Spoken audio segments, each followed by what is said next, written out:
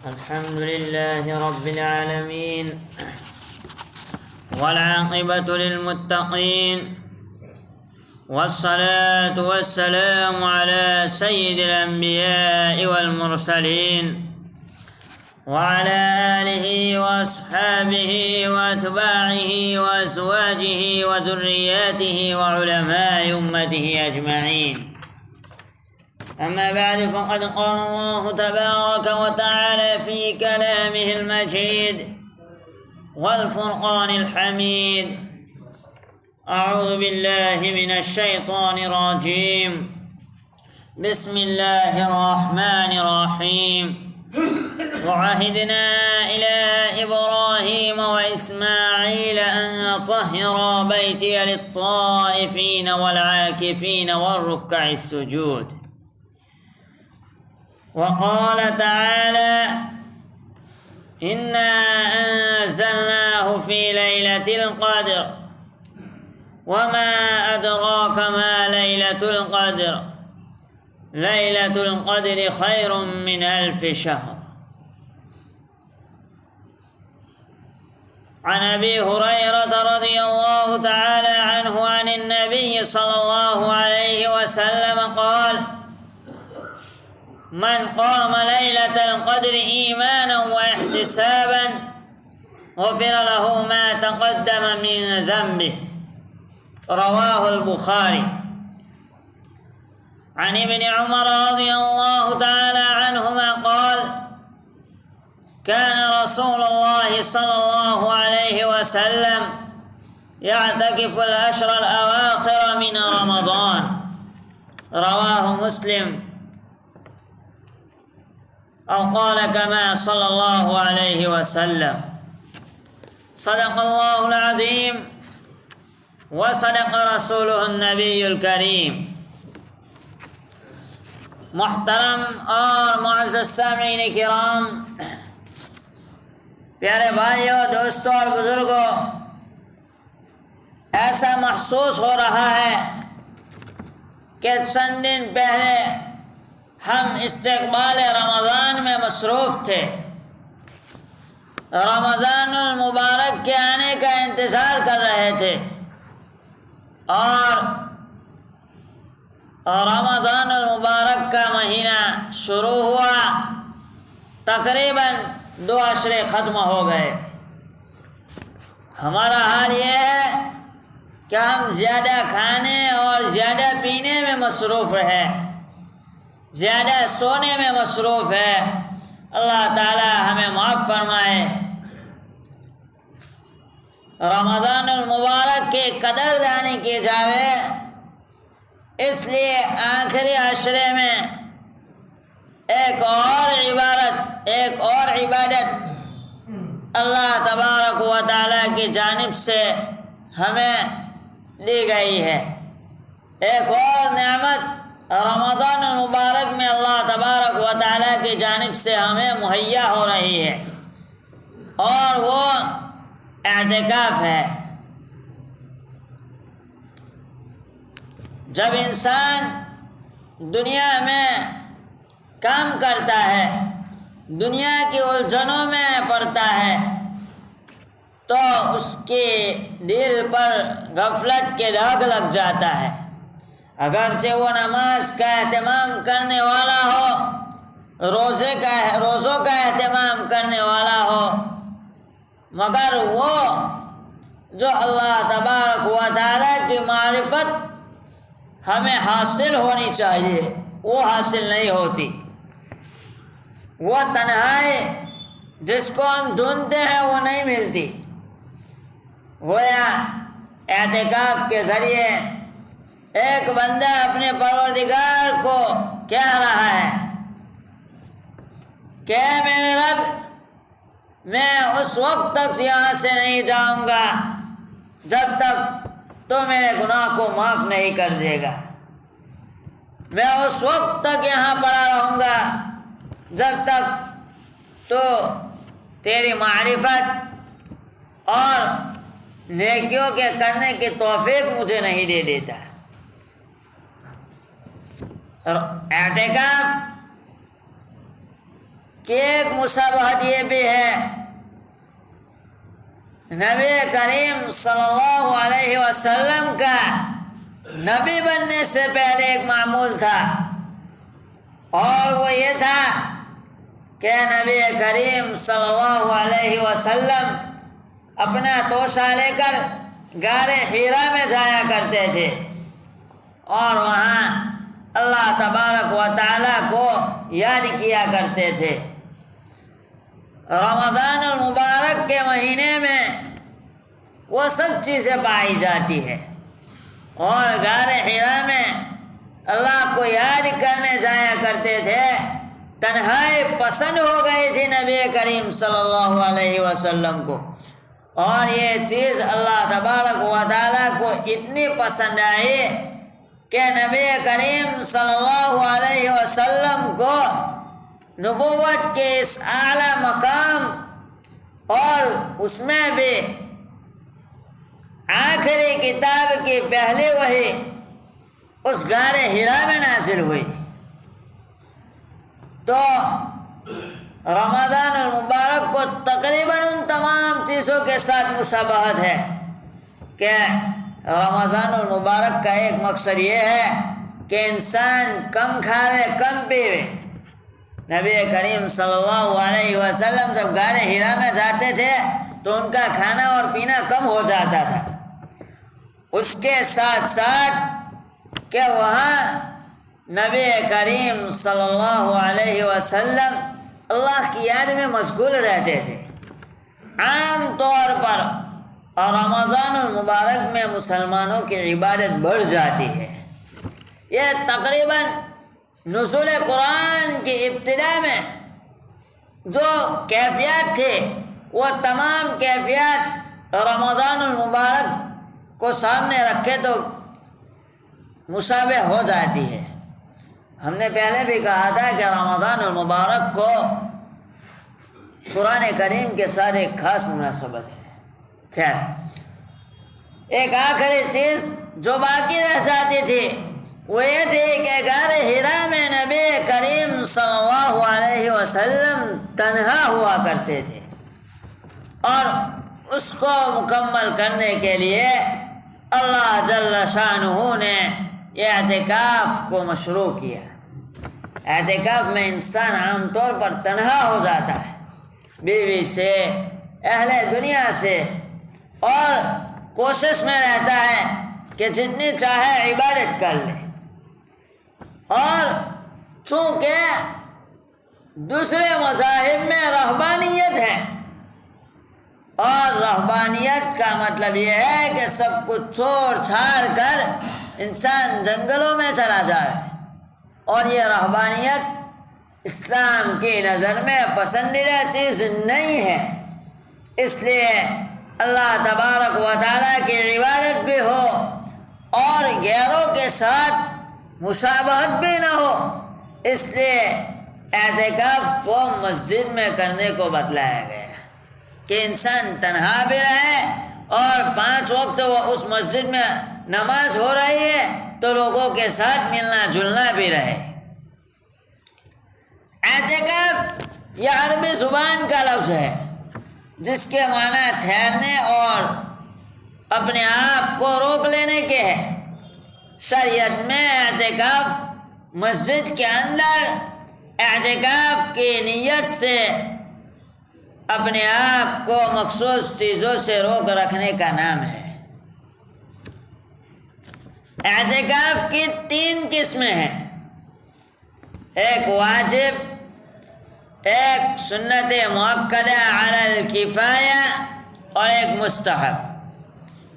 واجب اعتکاف تو وہ ہے کہ انسان کوئی منت مانے کہ اب میرا فلاں کام ہو گیا تو میں اعتکاف کروں گا، یا ہے کہ کوئی کام کے بغیر بھی انسان سوچ لے کہ میں فلاں دن اعتکاف کروں گا تو اس پر واجب ہو جاتا ہے۔ اور واجب اعتکاف کم از کم 1 دن اور 1 رات کا ہوتا ہے، اور اس میں روزہ شرط ہے، چاہے غیر رمضان میں ہو۔ اعتکاف کی دوسری قسم سنت مؤکدہ علی الکفایہ ہے، اور یہ وہ اعتکاف ہے کہ جو اگر بستی میں سے، محلے میں سے ایک شخص اس اعتکاف کو کر لیتا ہے تو تمام بستی والے، تمام محلہ والے گنہگار ہونے سے بچ جاتے ہیں اور اس سنت پر عمل ہو جاتا ہے۔ اور اگر پوری بستی میں کوئی ایک بھی ایسا نہیں ہے جو یہ اعتکاف کرے تو پھر پوری بستی اس سنت کو چھوڑنے کے اعتبار سے گنہگار ہوگی۔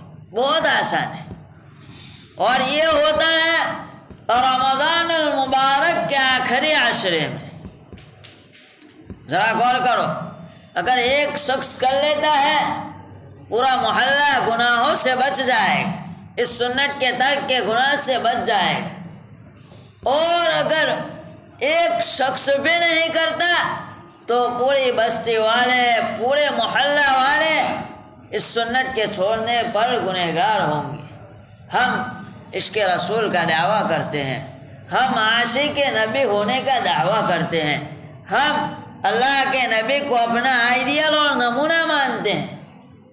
ہمارا یہ دعویٰ ہے کہ ہم اپنے اولاد سے، اپنے والدین سے، دنیا کے ہر شخص سے زیادہ نبی کریم صلی اللہ علیہ وسلم سے محبت کرتے ہیں، اور پھر ہم نبی کریم صلی اللہ علیہ وسلم کی سنت پر عمل نہ کریں، یہ بہت بری چیز ہے۔ اور اس کے فضائل تو سنو۔ رمضان المبارک میں آخری عشرے میں اعتکاف کرنا، یہ قرآن کریم میں اللہ تبارک و تعالی فرماتے ہیں وَعَهِدْنَا إِلَىٰ إِبْرَاهِيمَ وَإِسْمَاعِيلَ أَنْ طَهِّرَا بَيْتِيَ لِلطَّائِفِينَ وَالْعَاكِفِينَ وَالرُّكَّعِ السُّجُودِ، کہ ہم نے حضرت ابراہیم اور حضرت اسماعیل علیہ نبینا علیہ السلام کو تاکید کی کہ آپ ہمارے گھر کو، مسجد حرام کو صاف ستھرا رکھیں، ان لوگوں کے لیے جو نماز پڑھتے ہیں، رکوع سجدہ کرتے ہیں اور اعتکاف کرتے ہیں، طواف کرتے ہیں۔ تو اعتکاف کرنے والوں کے لیے مسجد کی صاف صفائی کی جائے، اور نبی کریم صلی اللہ علیہ وسلم کے متعلق بے شمار روایات ہیں۔ حضرت عائشہ رضی اللہ تعالی فرماتی ہیں کہ نبی کریم صلی اللہ علیہ وسلم کی عبادت آخری عشرے میں بڑھ جاتی تھی، رمضان المبارک میں غیر رمضان المبارک سے زیادہ ہو جاتی تھی، اور پہلے 2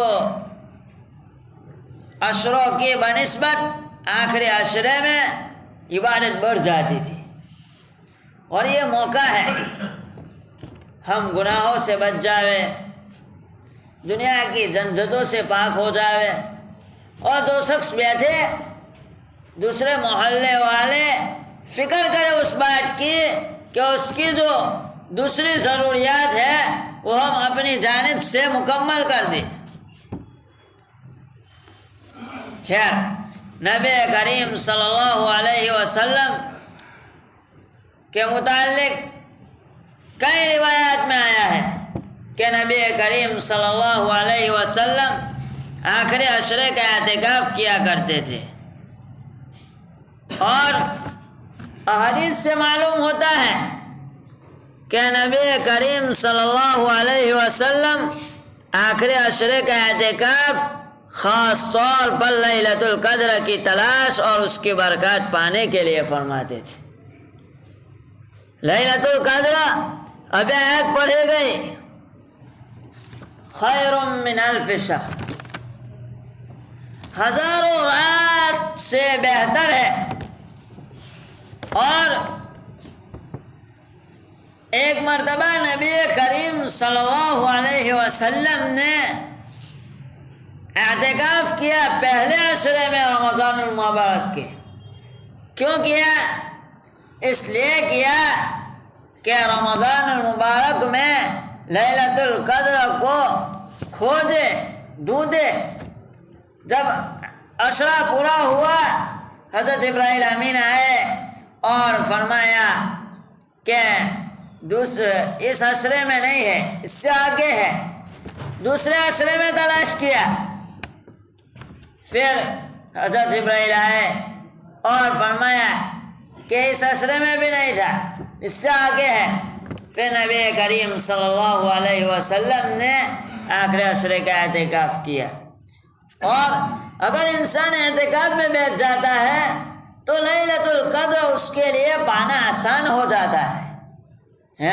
کتنے آسان چیز ہے۔ انسان تنہا ہے، رات کو روئے گا، اللہ سے گر گرائے گا، اپنے لیے، اپنے اہل و عیال کے لیے، بستی والوں کے لیے، دنیا والوں کے لیے دعا کرے گا تو اس کی مغفرت ہونا، اس کی بخشش ہونا تو یقینی چیز ہے۔ اور روزانہ کرے گا تو لیلۃ القدر امکان ہے کہ اس کو مل جائے۔ اس لیے کہ فقہا نے لکھا ہے کہ رمضان المبارک کے مہینے میں آتی ہے اور اس میں بھی زیادہ امکان آخری عشرے کا ہے اور تاکرات میں ہے۔ اور تاکرات کے متعلق پھر فقہا کا قول الگ الگ ہے، کوئی پیچھے سے شروع کرتا ہے اور کوئی آگے سے گننا شروع کرتا ہے۔ بہرحال اگر اعتکاف میں انسان بیٹھے گا تو پورا 9 دن ہے وہ گن لے گا عبادت سے، اور کبھی امید ہے کہ اس کو لیلۃ القدر مل جائے۔ لیلۃ القدر کا صرف سورہ قدر کا ترجمہ کر دیتے ہیں۔ اللہ تعالیٰ قرآن کریم میں فرماتا ہے اِنَّا أَنزَلْنَاهُ فِي لَيْلَةِ الْقَدْرِ، کہ ہم نے قرآن کریم کو لیلۃ القدر میں نازل کیا۔ لیلۃ القدر خیر من الف شہر، لیلۃ القدر کیا ہے؟ 1000 رات سے بہتر رات ہے۔ یعنی یہ کہ اگر انسان ہزاروں رات عبادت کرے اور لیلۃ القدر میں عبادت کرے تو وہ لیلۃ القدر کی عبادت کا ثواب زیادہ ہے۔ خیر من الف شہر تنزل الملائکۃ والروح فیہا بإذن ربہم من کل امر، اس دن ملائکہ یعنی فرشتے اور حضرت جبرائیل امین خود اترتے ہیں اللہ تبارک و تعالیٰ کے حکم سے۔ سلام ہی حتی مطلع الفجر، اور یہ سلامتی ہی سلامتی ہے اس رات میں صبح تک۔ یہ رمضان المبارک کے آخری عشرے میں اعتکاف کرنے اور اس میں لیلۃ القدر کے ڈھونڈنے کا اہتمام کرنا یہ ہماری ذمہ داری ہے۔ تو جو فارغ ہو آپ میں سے کوئی ایک تو ہو سکتا ہے، پوری بستی میں سے کتنی بڑی بستی ہے ہماری، ان میں سے ایک شخص کا بیٹھنا آسان ہے۔ نوجوان آپس میں مشورہ کرے، طے کرے اور کوشش کرے کہ کوئی ایک شخص تو ہو جو اعتکاف میں بیٹھے۔ اور اللہ تبارک و تعالیٰ سے دعا ہے اللہ تعالیٰ ہمیں بھی لیلۃ القدر کے کھوجنے کی توفیق عطا فرمائے اور بستی میں سے کسی ایک کو اعتکاف میں بیٹھنے کی توفیق عطا فرمائے۔ وآخر دعوانا ان الحمد للہ رب